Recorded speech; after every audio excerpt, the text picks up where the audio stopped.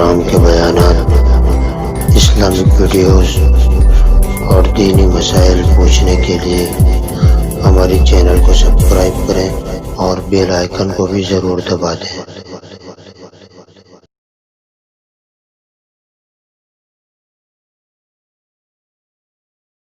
الحمد لله رب العالمين، والصلاة والسلام على سيد الأنبياء والمرسلين نبينا محمد وعلى آله وأصحابه أجمعين، أما بعد فأعوذ بالله من الشيطان الرجيم، بسم الله الرحمن الرحيم، يوم يقوم الناس لرب العالمين، صدق اللہ۔ انسان کے اندر تمنائیں اور خواہشات ایک ایسی چیز ہے جو انسان کو گناہوں کے اوپر ابھارتی ہے۔ ہر انسان جو ہے گناہ جو کرتا ہے وہ اپنی خواہشات کی بنیاد پر کرتا ہے، لیکن جو بندہ نیک ہوتا ہے اور اس کے دل میں اللہ کا خوف اور آخرت کا فکر ہوتا ہے تو اس کے اندر گناہوں کے جذبات تو ابھرتے ہیں، لیکن وہ گناہوں سے رک جاتا ہے، کیونکہ اس کو یہ ڈر ہے کہ میرا خدا مجھے دیکھ رہا ہے اور اس کے سامنے مجھے کھڑا ہونا ہے۔ یہ چیز انسان کو گناہوں سے روک دیتی ہے اور جو ہے اس کو آخرت کی تیاری میں لگا دیتی ہے، اور اللہ کے سامنے پیشی ہونے کا فکر ایک ایسا فکر ہے کہ جس نے انبیاء کو بھی تڑپا دیا، صحابہ کو بھی تڑپا دیا، اور اللہ کے نیک بندے بھی اس سے تڑپ گئے۔ آج ہمارا حال یہ ہوتا ہے کہ ہم قیامت کا تذکرہ تو سنتے ہیں اور اللہ سے ڈرنا چاہیے بھی جانتے ہیں، لیکن جاننا اور چیز ہوتا ہے، کرنا اور چیز ہوتا ہے۔ قیامت کے بارے میں جو حالات ہیں وہ حالات بھی ہمارے سامنے بیانوں کے ذریعے سے، کتابوں کے ذریعے سے آتے ہیں، لیکن ہمارے دل میں وہ تڑپ پیدا نہیں ہوتی جیسے کہ جو ہے اس دن کے حالات کی بنیاد پر ہونی چاہیے۔ اس کا واحد وجہ یہی ہے کہ ہمارے دلوں میں گناہوں کی وجہ سے سختی پیدا ہو چکی ہے۔ کَلَّا بَرَّانَ عَلَىٰ قُلُوبِهِم مَّا كَانُوا يَكْسِبُونَ، دل اعمال کی وجہ سے، برے اعمال کی وجہ سے سخت ہو جاتے ہیں۔ جب دلوں میں سختی پیدا ہو جاتی ہے تو دل مردہ ہو جاتے ہیں، اور پھر اس دل کے اوپر چاہے کیسی بھی ڈراؤنی باتیں آئے لیکن اس دل کے اوپر اثر نہیں ہوتا۔ حالانکہ میدان حشر کی پیشی اور اللہ کے سامنے کھڑا ہونے کا جو معاملہ ہے وہ ایسا معاملہ ہے کہ اس کے اوپر خود نبی کریم صلی اللہ علیہ وسلم کتنا درد محسوس کرتے تھے،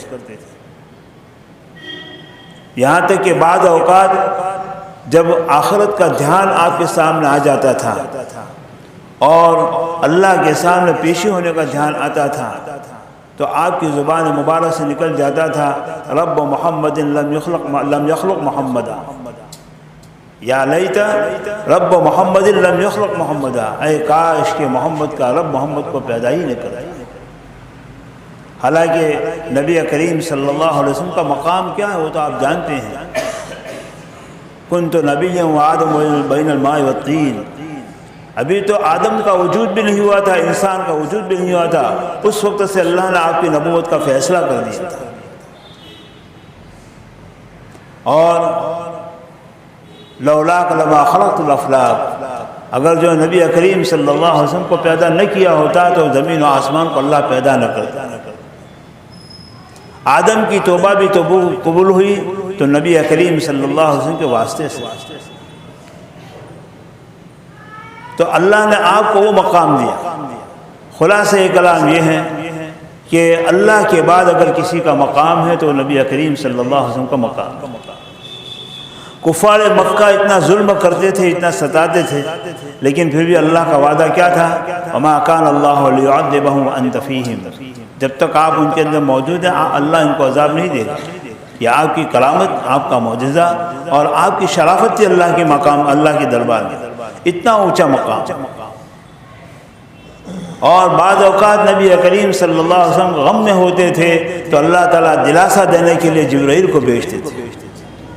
بہت سے ایسے مقام ہیں، مواقع ہیں ایسے۔ میدان حشر کے اندر بھی کسی کو دم مارنے کی طاقت نہیں ہوگی اور کسی کو کسی کی سفارش کرنے کی طاقت نہیں ہوگی، ہمت نہیں ہوگی۔ انبیاء بھی جو ہے خاموشی کے ساتھ کھڑے ہوں گے، فرشتے بھی خاموشی کے ساتھ کھڑے ہوں گے۔ اس وقت سفارش کے لیے کوئی آگے بڑھے گا تو نبی کریم صلی اللہ علیہ وسلم ہوں گے۔ اتنا سب مقام اللہ کی طرف سے ملنے کے باوجود نبی کریم صلی اللہ علیہ وسلم کو اتنا خوف کیوں تھا؟ فقط اس وجہ سے کہ اللہ تعالیٰ بے نیاز ہے، اس کو کسی کے عمل کی، کسی کے نیکی کی، کسی کی نمازوں کی اس کو ضرورت نہیں ہے۔ جو ضرورت ہے وہ ہم کو ہے، نیکیوں کی ضرورت ہم کو ہے، نماز پڑھنے کی ضرورت ہم کو ہے، تمام نیک اعمال کرنے کی ضرورت ہم کو ہے، اللہ تعالیٰ کو کوئی ضرورت نہیں۔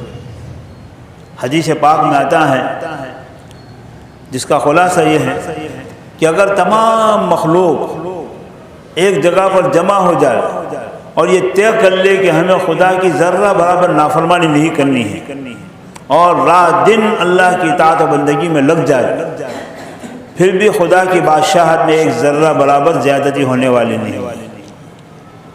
اور اگر تمام مخلوق جمع ہو کر یہ طے کر لیں کہ ہمیں ایک بھی نیک کام کرنا نہیں ہے، گناہ ہی گناہ کرنے ہیں، تو اللہ کی ذات میں کوئی نقصان ہونے والا نہیں۔ اللہ بے نیاز ہے۔ یہ نبی کریم صلی اللہ علیہ وسلم کامل طریقے سے جانتے تھے، سمجھتے تھے۔ اس وجہ سے آپ فرماتے جو ہے آپ کا یہ خیال ہوتا تھا کہ خدا کے سامنے پیشی کے وقت میرا کیا حال بنے گا، تو بے اختیار آپ کی زبان سے نکل جاتا تھا یا لیت رب محمد لم یخلق محمد، اے کاش کہ محمد کو محمد کا خدا پیدا ہی نہ کرے۔ یہ دوست میدان حشر کی اور خدا کے سامنے پیش ہونے کی جو شدت اور جو حالت ہے اس کو سامنے رکھتے ہوئے نبی کریم صلی اللہ علیہ وسلم کی زبان مبارک سے نکلتا۔ صدیق اکبر کو دیکھیے کتنا بڑا مقام ہے۔ نبی کریم صلی اللہ علیہ وسلم نے فرمایا، آپ سنتے ہی رہتے ہیں کہ جنت کے 8 دروازے سے 8 دروازے ہیں، کسی کو نماز کے دروازے سے بلایا جائے گا، کسی کو روزے کے دروازے سے بلایا جائے گا، کسی کو صدقہ کے دروازے سے بلایا جائے گا، لیکن ایک صدیق اکبر ہے جن کو 8 دروازے سے آواز لگائی جائے گی، صدیق میرے اندر سے داخل ہو جائے۔ یہ مقام۔ ایک مرتبہ نبی کریم صلی اللہ علیہ وسلم کے پاس حضرت عائشہ صدیقہ رضی اللہ تعالیٰ عنہ تشریف فرما تھی، بیٹھی ہوئی تھی، رات کا وقت تھا، آسمان پر ستارے ٹمٹما رہے تھے، جگمگا رہے تھے، چمک رہے تھے۔ عائشہ نے بے اختیار نبی کریم صلی اللہ علیہ وسلم کو پوچھا کہ اللہ کے نبی، کیا کوئی ایسا بھی بندہ ہوگا کہ جس کے پاس اس ستاروں کے برابر نیکیاں ہوگی؟ آسمان کے ستاروں کو کوئی گن سکتا ہے؟ نہیں گن سکتا، بے شمار ہیں، اللہ کے سوا اس کی گنتی کو کوئی نہیں جانتا، اتنے زیادہ۔ تو پوچھا کہ کیا ستاروں کے آسمان کے ستاروں کے برابر بھی کسی کی نیکیاں ہوگی؟ حضرت عائشہ صدیقہ رضی اللہ تعالیٰ کا خیال یہ تھا کہ شاید میرے باپ کا نام لیا جائے گا کہ ہاں ابو بکر، لیکن آپ صلی اللہ علیہ وسلم نے فرمایا کہا کہ کس کی؟ کہا کہ عمر کی، حضرت عمر رضی اللہ عنہ۔ حضرت عائشہ رضی اللہ تعالیٰ نے ذرا غمگین جیسا چہرہ کی تو حضور اقدس صلی اللہ علیہ وسلم نے فرمایا کہ ہجرت کی 3 راتیں غار رسول کے اندر جو گزاری، اس کی جو نیکیاں ہیں تیرے باپ کے پاس وہ آسمان کے ستاروں سے بھی زیادہ ہے۔ تو 3 دن کی زندگی کے 3 دن کی اتنی نیکیاں ہیں تو پوری زندگی کا حال کیا ہوگا، کیسے اعمال کیے۔ لیکن اس کے باوجود اللہ کے سامنے حساب کتاب اور پیش ہونے کا ڈر اتنا تھا تو کبھی کہتے کہ یا لیتنی کنت عصفورا، کاش کہ میں کوئی پرندہ ہوتا، چڑیا ہوتی، پرندہ ہوتا، کاش کہ مجھے اپنی ماں نے جنا ہی نہ ہوتا، کاش کہ جو ہمیں کسی مومن کا بال ہوتا۔ یہ کیا تھا؟ اللہ کا خوف، اللہ کا ڈر تھا۔ ان لوگوں کو جو ہے کہ اللہ کا خوف اور اللہ کے سامنے پیش ہونے کا ڈر ان کو گناہوں کی طرف مائل ہی نہیں ہونے دیتا تھا۔ نفس تو ان کے بھی تھے، شیطان تو ان کے پیچھے بھی لگا ہوا تھا، لیکن جو ہے ہمت نہیں ہوتی تھی گناہ کرنے کی۔ کیوں؟ اللہ کا خوف، اللہ کے سامنے پیش ہونے۔ تو اس سے اندازہ لگاؤ کہ خدا کے سامنے حساب کتاب پیش ہونے کے وقت کیا حال انسان کا بنے گا۔ روایتوں میں آتا ہے کہ ایک مرتبہ حضرت عائشہ رضی اللہ تعالیٰ رونے لگی. سرکار دو عالم صلی اللہ علیہ وسلم نے پوچھا کہ حمیرہ، آپ محبت سے حضرت عائشہ کا کبھی حمیرہ بھی نہ لے کر پکار دیتے، لقب دیتے، جیسے کوئی کہتا ہے نا اے میرے لال، وہ لال حمیرہ. تو رونے لگی. تو نبی کریم صلی اللہ علیہ وسلم نے رونے کا سبب دریافت کیا، کہا کہ مجھے جہنم یاد آ گئی، مجھے جہنم یاد آ گئی. تو کہ پھر جو ہے کہا کہ پتہ نہیں آپ اس وقت اپنے گھر والوں کو بھی یاد رکھیں گے یا نہیں. کون کہہ رہی ہیں؟ عائشہ. کس کو کہہ رہی ہیں؟ نبی کریم صلی اللہ علیہ وسلم، کہ پتہ نہیں آپ اس وقت اپنے گھر والوں کو بھی یاد رکھیں گے یا نہیں. نبی کریم صلی اللہ علیہ وسلم نے فرمایا کہ تین موقع ایسے ہیں کہ وہاں پر کوئی کسی کو یاد نہیں رکھے گا، ہر ایک اپنے نفسی کے عالم میں ہوگا. والوزن یومئذ الحق، اس دن جو ہے اعمال کا وزن حق ہے، یعنی ہونا ہی ہونا ہے اعمال کا وزن. اس وقت انسان کے تمام حالات کھلیں گے کہ دنیا میں اپنے آپ کو کیا سمجھتے تھے اور یہاں کیا نہیں. تو نبی کریم صلی اللہ علیہ وسلم نے فرمایا کہ ایک موقع تو وہ ہے کہ جب نامہ اعمال تولے جائیں گے، ہر ایک کی نظر اپنے نامہ اعمال کے وقت جو ہے ترازو کے پلے پر ہوگی، نہ معلوم جو ہے نیکیوں کا پلہ جھکتا ہے یا اسی طریقے سے جو ہے بدیوں کا، گناہوں کا پلہ جھکتا ہے. اس وقت انسان کسی کو یاد نہیں رکھے گا. معلوم ہوا کہ اس وقت انسان کو اس کا اپنا عمل کام دے. ایک موقع تو یہ ہوگا. دوسرا موقع یہ ہوگا کہ جہاں کوئی کسی کو یاد نہیں رکھے گا، جب نامہ اعمال اڑائے جائیں گے. نامہ اعمال ہر ایک کو ہاتھ میں دینے کے لیے فرشتے نہیں جائیں گے، بلکہ اللہ کی طرف سے نامہ اعمال کو اڑائے جائیں گے اور ہر ایک کا نامہ اعمال اسی کے ہاتھ میں پہنچے گا. تو اس وقت بھی جو ہر ایک کی نظر ان نامہ اعمال کے اوپر ہوگی. پتہ نہیں میرا نامہ اعمال دائیں ہاتھ میں آتا ہے یا بائیں ہاتھ میں آتا ہے. اس وقت بھی کوئی کسی کو یاد نہیں رکھے گا. اور تیسرے نمبر میں پل صراط ہے. پل صراط ایک ایسا جو پل ہے کہ جہاں پر جو ہے یہ پل صراط بادشاہوں کو بھی لرزہ دیتا تھا، انبیاء کو بھی لرزہ دیتا تھا، اللہ کے نیک بندے بھی لرز جاتے تھے کہ نہ معلوم وہاں پر کیا ہوگا. یہ سنتے ہیں نا کہ بھائی بال سے زیادہ باریک اور تلوار سے زیادہ تیز. ایک ندی ہو، تالاب ہو اور اس کے بیچ میں دیوار بنی ہوئی ہے 14 کی یا 9 کی، اس پر آدمی چلے گا، حالانکہ چوڑی ہے. چلنے کے لیے تو آدمی کو اتنی جگہ چاہیے نا، لیکن پھر بھی نیچے پانی ہے تو آدمی ڈرے گا کہیں گر نہ جاؤں، گند نہیں جاؤں. تو اتنا باریک پل صراط، اس کے اوپر چلنے کی طاقت کس کو ہوگی؟ مگر اللہ جس کے لیے چاہے. اللہ انشاء اللہ، اللہ جس کے لیے چاہے تو پار ہو جائے گا. تو یہ 3 مقام ایسے ہیں کہ وہاں پر جو ہے کوئی کسی کو یاد نہیں رہے. یہی حالات کو دیکھ کر، سن کر، پڑھ کر صدیق اکبر بھی لرز جاتے تھے. حضرت عمر رضی اللہ تعالیٰ کا حال تو یہ تھا کہ اللہ کے خوف سے اتنے روتے تھے کہ ان کے گالوں پر نالیاں پڑ گئی تھیں، آنسو بہنے، اتنا زیادہ رو. حالانکہ عمر کون ہے؟ نبی کریم صلی اللہ علیہ وسلم کے بارے میں بشارت دی کہ میں معراج کی رات میں جنت میں پہنچا تو وہاں پر میں نے خوبصورت محل دیکھا جو سفید تھا بالکل، اور ایسا خوبصورت تھا کہ مجھے خیال ہونے لگا کہ شاید اندھیرا ہو گیا. میں نے فرشتے سے پوچھا کہ یہ محل کس کا ہے؟ کہا کہ یہ عمر کا ہے.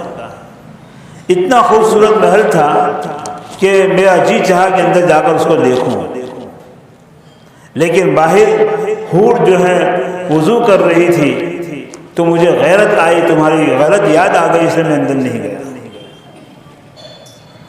اتنے غیرت مند انسان بھی تھے اور اتنا مقام تھا کہ اللہ نے دنیا ہی میں بھی مکان کی خبر دے دی اور زبان رسالت سے خبر دی.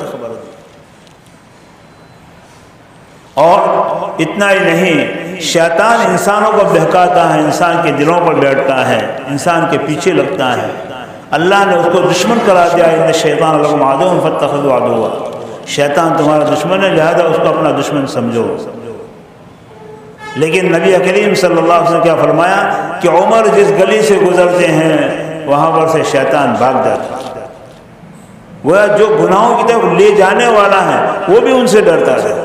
لو کان بعد نبی لکان عمر، میرے بعد اگر نبوت کا دروازہ کھلا رہتا تو عمر اس لائق تھے وہ نبی بنتے، لیکن عمر کی راتیں اللہ کے سامنے رونے میں گزرتی تھی، اور وہ اللہ کے خوف سے ایسے لڑکتے تھے کہ جیسے جو ہمارا پنکھا جھولتا ہے۔ یہ اللہ کا خوف تھا، لیکن وہ بھی یہی کہتے تھے کہ کاش کہ عمر کو اس کی ماں نے جنا ہی نہ ہونا، کہ یہ دن دیکھنا نہ پڑتا، میدان حشر کا دن دیکھنا پڑتا۔ تو دوستو اس سے اندازہ لگاؤ کہ وہ کیا منظر اور کیا سما ہوگا۔ یومئذ لا تنفع الشفاعۃ الا من اذن له الرحمن ورضی له قولا، جس دن کسی کی سفارش کام نہیں آئے گی، کوئی لاگو وہاں پر نہیں چلے گی، ہاں اللہ جس کو اجازت دے اور جس کے بولنے کو اللہ پسند کرے وہی بول سکے گا، باقی کوئی بول نہیں سکے گا۔ میرے گھر میں اتنے حافظ قرآن ہیں، میرے گھر میں اتنے عالم ہیں، میرے خاندان میں ولی ہیں، میرے گھر میں جو نیک لوگ، جو لڑکیاں بھی نیک ہے، بیوی بھی نیک ہے، ماں باپ بھی نیک ہے، مجھے کام بن جائے گا۔ دوست نہیں، لا تزر وازرۃ وزر اخرى، کوئی کسی کا بوجھ نہیں اٹھائے گا، ہر ایک کو اپنا بوجھ اٹھانا ہے۔ ہاں اللہ تعالیٰ جس کے لیے اجازت دے گا سفارش کرنے کی وہی سفارش کر سکے گا، باقی کوئی کام نہیں کرے گا۔ نبی کریم صلی اللہ علیہ وسلم نے بیٹی فاطمہ کو بھی تو یہ کہا تھا کہ بیٹی فاطمہ اس گمان میں نہ رہنا کہ میں جو نبی کی بیٹی ہوں، اپنا عمل اپنے ساتھ ہونا چاہیے۔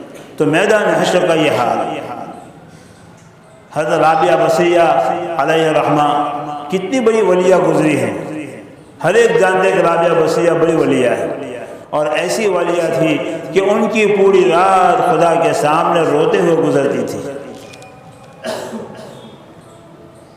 پوری رات خدا کے سامنے روتے ہوئے گزرتی تھی۔ بلکہ مورخین نے یہاں تک لکھا ہے کہ جس جگہ پر وہ نماز پڑھتی تھی وہاں پر آنسو گرتے گرتے گھاس اگائی تھی۔ تو اس سے اندازہ لگاؤ ہمارا آنسو تو ہماری پلکوں تک بھی نہیں آتا ہے، یہ اللہ کا خوف کار، اور وہ اللہ کے خوف سے نہیں رہتے۔ ایک مرتبہ جو ان کے سامنے مرغی کا بھنا ہوا گوشت آیا، تو ہمارے سامنے مرغی کا بھنا ہوا اچھا ہو اور اسی طریقے سے جو اچھے ٹکے بنے ہوئے ہیں تو خوش ہو جاتے ہیں، ہو چلو کھانے کو مل۔ لیکن وہ دیکھ کر رونے لگی۔ دیکھو جب اللہ کا خوف ہوتا ہے تو آدمی ہر چیز میں سے اپنی آخرت کو نکال لیتا ہے، ہر چیز میں اس کو آخرت یاد آ جاتی ہے، اللہ کا خوف ہوتا ہے۔ اور اللہ کا خوف نہیں ہوتا تو آخرت کے تذکرے کے بعد بھی جو ہے ہمیں آخرت یاد نہیں آتی۔ تو بھنا ہوا گوشت ان کے سامنے پیش کیا گیا، رونے لگی۔ کہا کہ خادم نے کہا کہ اماں جان کیوں رو رہی ہے، مرغی کا گوشت ہے۔ کہا کہ مجھے تو یہ مرغی بہت اچھی مجھ سے۔ کہا کہ کیسے؟ کہا کہ دیکھو جب اس کو بھوننا تھا تو پہلے اس کو ذبح کیا گیا، ذبح کرنے کے بعد بھی اس کے ٹکڑے کیے، پھر اس کو بھونا گیا۔ لیکن اگر رابعہ کو خدا نے معاف نہیں کیا تو مجھے زندہ ہی جہنم کی آگ میں بھونا جائے گا۔ حالانکہ ایسی عورتوں اور ایسے نیک لوگوں کی جنتی ہونے میں شک بھی کیا ہو سکتا ہے، یقینی طور پر تو کسی کے بارے میں نہیں کہہ سکتے، انبیاء اور جو عشر مبشرہ کے علاوہ باقی جو ہے بہرحال حالات ایسے ہیں کہ جو ہے ان کے جنتی ہونے میں کوئی شک بھی نہیں کیا جا سکتا۔ لیکن اللہ کا خوف کتنا تھا، وہ یہ نہیں کہتے تھے کہ میں رات دن اللہ کی عبادت کرتی ہوں اور خدا کے سامنے روتی ہوں، گڑگڑاتی ہوں، تلاوت کرتی ہوں، کچھ نہیں، بس ان کو اپنے گناہ یاد آتے تھے، جہنم یاد آتی تھی، رونے لگتے تھے۔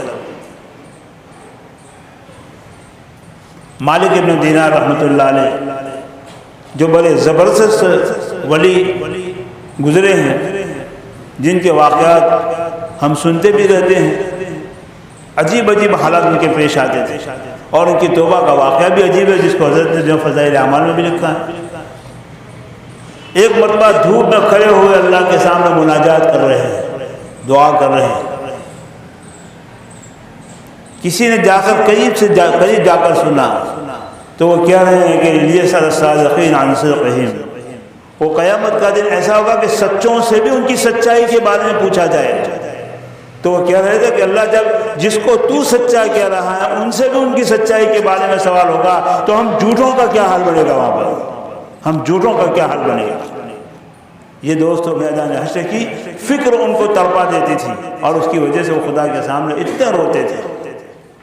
وہ اپنے نیکیوں کو یاد نہیں کرتے تھے، بلکہ خدا کی بے نیازی کو سامنے رکھتے تھے کہ اللہ بے نیاز ہیں، کس وقت کس عمل کی بنیاد پر، کس گناہ کی بنیاد کے اوپر ہماری ساری عبادت ہمارے منہ پر مار دی جائے کوئی نہیں کہا جا سکتا۔ اسے دوستو اپنی نیکی اوپر کا ناز نہ کریں کہ میں فلاں ہوں، میں فلاں ہوں، میں عالم ربانی، میں فلاں حافظ قرآن ہوں، میں داعی ہوں، فلاں ہوں، کچھ نہیں، بلکہ اپنے خدا کے سامنے کھڑے ہونے کو یاد رکھیں اور اس کے لیے تیاری ہے، گناہوں سے حفاظت۔ اور گناہ سے حفاظت اسی وقت ہوگی جبکہ آدمی اپنی آخرت کو اور اپنے قیامت کے دن پیش آنے والے حالات کو سامنے رکھے۔ عبداللہ ابن مبارک رحمۃ اللہ، جن کے حالات میں نے بہت تفصیل سے سنائے تھے، بہت بڑے محدث تھے، ان کی توبہ کا بھی واقعہ عجیب ہے، بہرحال بہت بڑے محدث تھے۔ کتنے بڑے محدث تھے؟ اپنے زمانے کے اندر ان کے بارے میں تمام محدثین نے یہ فیصلہ کن بات کہی کہ امیر المومنین فی الحدیث، حدیث کے اندر مومنین کے امیر ہیں۔ اور مقام کتنا بڑا تھا، ایک مرتبہ جو ہے بغداد تشریف لے گئے، ہارون رشید کا زمانہ تھا، ہارون رشید بادشاہ کا زمانہ تھا، نیک دل بادشاہ تھا، شہر سے تقریباً 6-7 میل پر اس کا محل تھا، رات کا وقت تھا، محل میں اپنی بیگم کے ساتھ بیٹھا ہوا تھا، ایک دم شور آیا۔ اب کیا شور تھا وہ تو پتہ چلا نا، اتنی دور سے 7 میل دور سے، یہاں سے بیجل پور جتنا دور، وہاں کا شور یہاں کیسے آئے گا، لیکن شور آیا۔ بادشاہ گھبرا کہ کہیں کسی دشمن نے حملہ تو نہیں کر دیا ہے، ایک دم ہرپاؤں کو بھیجا، تحقیق کرنے والوں کو، جاسوسوں کو بھیجا، دیکھو کیا حال۔ فوراً جو ہے تحقیق کرنے والے واپس آئے اور آ کر خبر دی کہ بادشاہ سلامت، کوئی حملہ معاملہ تو نہیں ہے، لیکن عبداللہ ابن مبارک تشریف لائے ہوئے ہیں اور ان سے حدیث کے سننے کے لیے اتنا بڑا مجمع ہے کہ عبداللہ ابن مبارک کو چھینک آئے، انہوں نے الحمدللہ کہا تو اس کے جواب میں مجمع نے یرحمک اللہ کہا، اس کی یہ آواز تھی۔ اب اس سے اندازہ لگاؤ کہ کتنے انسان ہوں گے کہ جن کا 7 میل تک جو آواز گئی، 10 کلومیٹر تک ان کی آواز گئی، اتنا بڑا مقام۔ اور اللہ سے بہت زیادہ ڈرنے والے امام اعظم ابو حنیفہ رحمۃ اللہ علیہ کے معاصر اور آپ کے شاگرد بھی تھے، اور حدیث کے اندر ان کا پایہ بہت اونچا تھا۔ جس حدیث کے روایت کرنے والے عبداللہ ابن مبارک ہوتے تھے اس کی کوئی چھان بین نہیں ہوتی تھی کہ کیسے حدیث، اتنا بڑا مقام۔ لیکن جب موت کا وقت آیا، اللہ نے مال بھی دیا تھا، حسن بھی دیا تھا، علم بھی دیا تھا، تقوی بھی دیا تھا، مستقل انہوں نے کتاب الزہد کتاب لکھی، دنیا سے بے رغبتی کا مطلب کیا ہے اس کے اوپر مستقل کتابیں لکھی، جس کو میں ایک وقت میں جو ہے تعلیم میں سنا بھی چکا ہوں۔ تو بہرحال جو ہے اتنے بڑے آدمی تھے، لیکن جب موت کا وقت آیا تو موت کے وقت میں اپنے خداموں سے کہا، خادموں سے، کہ مجھے زمین پر لیٹا دو۔ اور اتنا بڑا صاحب مال انسان، اتنا بڑا صاحب کمال انسان، اتنا بڑا صاحب جمال انسان، اور اتنا بڑا صاحب علم انسان، اور اس کو وہ شاگرد ہوگی کہ مجھے زمین پر لیٹا دو، شاگرد کی ہمت نہیں۔ کہا کہ حضرت کیا معاملہ ہے، لیکن حضرت نے حکم دیا، اور یہ ہے الامر فوق الادب، حکم جو ہوتا ہے وہ ادب سے اونچا ہوتا ہے۔ ایک طرف ادب کی بات ہے لیکن دوسری طرف حکم ہو تو حکم کے اوپر عمل کیا جائے۔ تو خادموں نے سنا، اب جو ہے اپنے گالوں کو زمین پر رگڑ رہے ہیں، اپنے گالوں کو زمین پر رگڑ رہے ہیں، اور اس وقت یہ نہیں کہا کہ اللہ میں اتنا بڑا متقی تھا، میں زہد کے اوپر کتابیں لکھی، اتنا بڑا محدث تھا، لاکھوں انسانوں مجھے حدیث میں، کوئی عمل نہیں، بلکہ اپنے گالوں کو زمین پر رگڑ رہے ہیں اور کہہ رہے ہیں کہ اللہ عبداللہ کے بڑھاپے پر رحم فرما، عبداللہ کے بڑھاپے پر رحم فرما، عبداللہ کے بڑھاپے پر رحم فرما۔ یہ کہتے ہوئے جان آفرین کے حوالے کر، اتنے بڑے بڑے لوگوں کو یہ قیامت کا منظر اور میدان حشر کے حالات اتنے تڑپا دیتے تھے کہ وہ اپنے عمل کو یاد نہیں رکھتے تھے، بلکہ میدان حشر کے اندر خدا کی بے نیازی، خدا کے غیظ و غضب اور حساب کتاب کے معاملہ اور اس کی نزاکت کو سامنے رکھتے تھے، اور اس کو سامنے رکھتے ہوئے جو ہے اللہ تعالیٰ کے سامنے روتے تھے، گر گراتے تھے۔ اس لیے دوستو، جہاں ہم بہت سی چیزیں یاد رکھتے ہیں وہاں کم سے کم دن میں 1 آدھ مرتبہ تو اپنے حالات کو یاد کر لیں کہ میدان حشر میں میرا کیا بنے۔ اللہ کی رحمت سے امید تو بہت بڑی چیز ہے، امید بھی رکھنی چاہیے، لیکن ساتھ ساتھ پکڑ کا بھی خوف رکھنا چاہیے۔ سیدنا عمر فاروق رضی اللہ تعالیٰ عنہ فرماتے ہیں کہ اگر اللہ تعالیٰ یہ اعلان کر دے کہ ایک انسان کے سوا سب کو جہنم میں ڈالوں گا تو میں یہ سمجھتا ہوں کہ وہ ایک انسان میں ہی ہوں. اور اگر اللہ تعالیٰ یہ کہے کہ سارے انسانوں کو جنت میں بھیجوں گا اور ایک ہی آدمی جہنم میں جائے گا تو مجھے یہ خوف ہے کہ وہ ایک آدمی میں ہی ہوں. حالانکہ عشرہ مبشرہ میں داخل ہے اور ہمیں جو خلیفۃ المسلمین ہے اور ایسا انصاف کیا ہے کہ ایک مرتبہ مدینہ کے اندر زلزلہ آ گیا تو حضرت عمر رضی اللہ تعالیٰ زمین کے اوپر پاؤں مارا اور کہا کہ ٹھہر جا، رک جا، کیوں لڑتی ہیں؟ کیا عمر نے تیرے اوپر انصاف نہیں کیا ہے؟ اتنا کہنا تھا کہ زمین رک گئی، تھم گئی. دوستو ان کی باتوں کے تابع زمین بھی تھی، ہوائیں بھی تھیں. اتنا بڑا مقام ہونے کے باوجود کیسا حال تھا، کیسے ہوتا؟ اس لیے دوستو جو ہیں اپنی حالت ذال کے اوپر ذرا رحم کیجئے اور گناہ کرتے بہت آگے بڑھ جائے. آپ پیچھے ہٹ کر ذرا نیکیوں کی بھی طرف توجہ کریں، میں اور آپ سب، تاکہ میدان حشر کی ہول ناکیوں میں ہمیں یہ نیکیاں کام آئے اور نامہ عمل تلنے کو کہیں ایسا ہو کہ اللہ تعالیٰ کوئی نیکی پسند کر لے اور اس کی وجہ سے ہمارا پلہ جھک جائے. ورنہ وہاں دوست بڑا نازک ہیں. اللہ تعالیٰ اس نزاکت والے حالات سے ہماری حفاظت فرمائیں اور ہمارے اوپر رحم و کرم فرمائیں. اللہ کے سامنے تو وہی یہی کہو کہ اللہ خدا تیرے سامنے پیش کرنے کے لیے میرے پاس کوئی عمل نہیں ہے سوائے تیرے فضل کی امید کی. اس لیے اپنے نیکیوں کے اوپر ناز نہ ہو بلکہ اپنے گناہوں کے اوپر اور خدا کی استغنا، خدا کی بے نیازی کے اوپر ناز ہو کہ خدا بے نیاز ہے، اس کو ہماری نیکیوں کی ضرورت نہیں ہے. اللہ تعالیٰ ہمیں یہ کیفیت نصیب فرمائے اور جو ہے مرنے سے پہلے سچی پکی ایسے توبہ نصیب فرمائے کہ جس توبہ کے بعد کوئی گناہ نہ ہو اور جس توبہ کی وجہ سے خدا کی محبت مل جائے. وآخر دعوانا